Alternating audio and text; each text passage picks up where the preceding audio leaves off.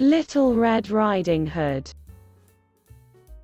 Once upon a time there was a dear little girl who was loved by everyone who looked at her, but most of all by her grandmother, and there was nothing that she would not have given to the child. Once she gave her a little cap of red velvet, which suited her so well that she would never wear anything else, so she was always called Little Red Riding Hood. One day her mother said to her, "Come, Little Red Riding Hood. Here is a piece of cake and a bottle of wine.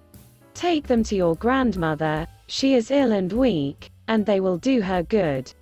Set out before it gets hot, and when you are going, walk nicely and quietly and do not run off the path, or you may fall and break the bottle, and then your grandmother will get nothing. And when you go into her room, don't forget to say, 'Good morning,' and don't peep into every corner before you do it." "I will take great care," said Little Red Riding Hood to her mother, and gave her hand on it. The grandmother lived out in the wood, half a league from the village, and just as Little Red Riding Hood entered the wood, a wolf met her. Little Red Riding Hood did not know what a wicked creature he was, and was not at all afraid of him. "Good day, Little Red Riding Hood," said he. "Thank you kindly, wolf. Whither away so early, Little Red Riding Hood?"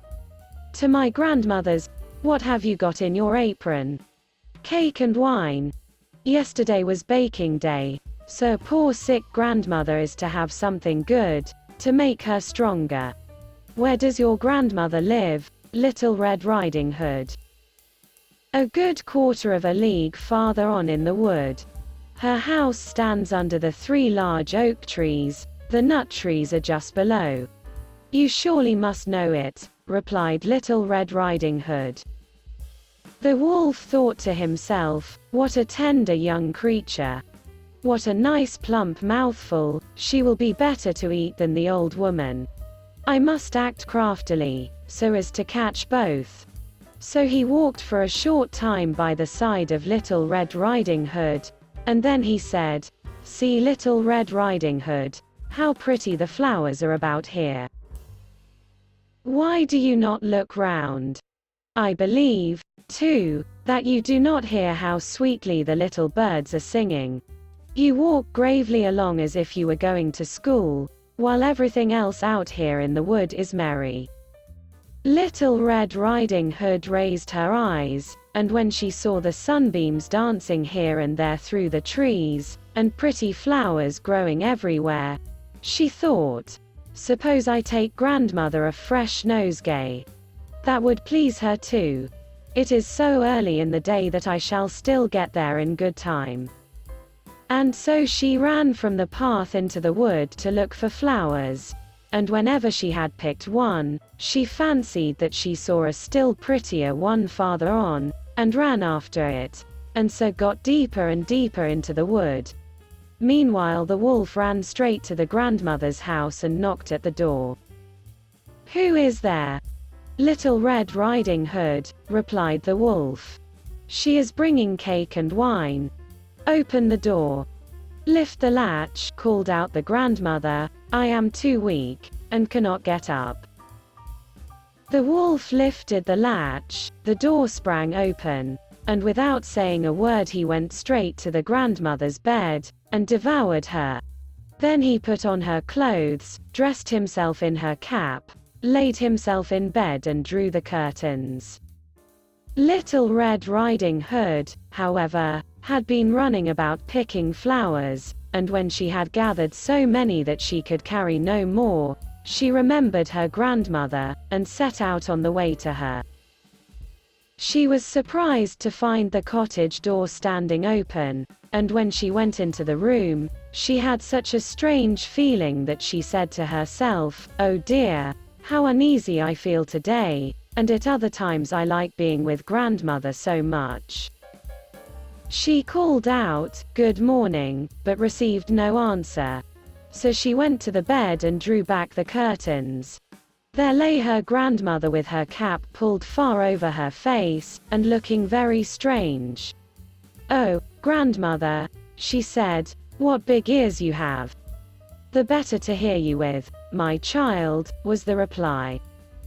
"But, grandmother, what big eyes you have," she said. "The better to see you with, my dear." "But, grandmother, what large hands you have. The better to hug you with." "Oh, but, grandmother, what a terrible big mouth you have. The better to eat you with." And scarcely had the wolf said this, than with one bound he was out of bed and swallowed up Little Red Riding Hood.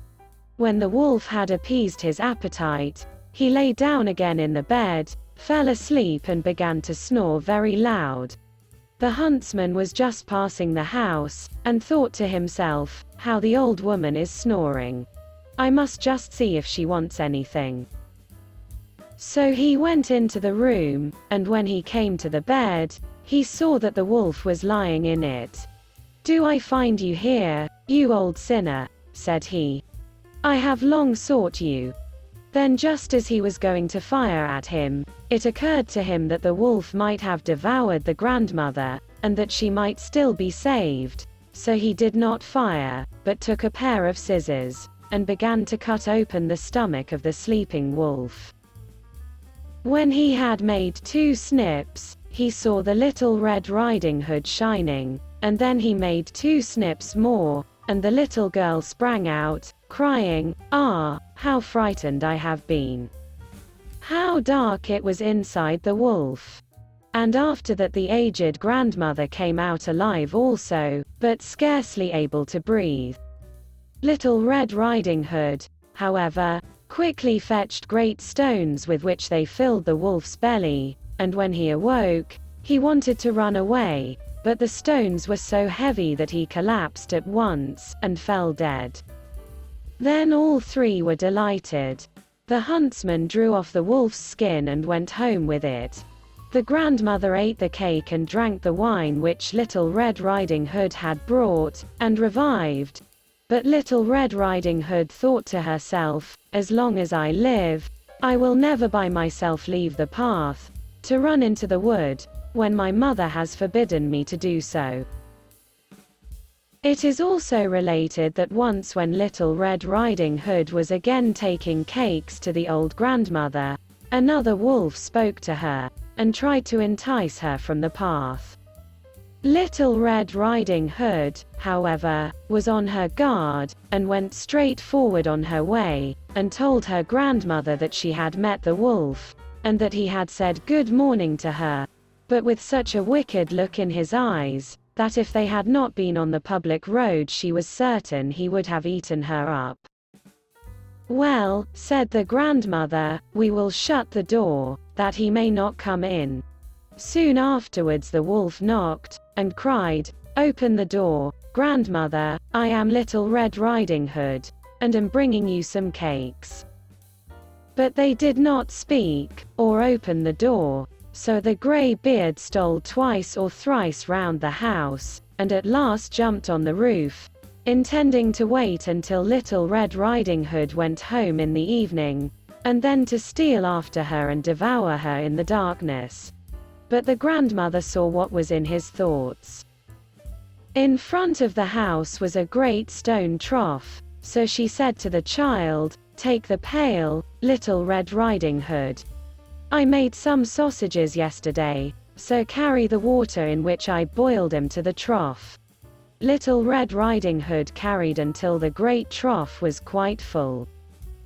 Then the smell of the sausages reached the wolf, and he sniffed and peeped down, and at last stretched out his neck so far that he could no longer keep his footing and began to slip, and slipped down from the roof straight into the great trough, and was drowned.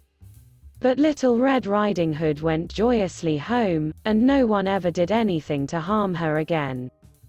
The end.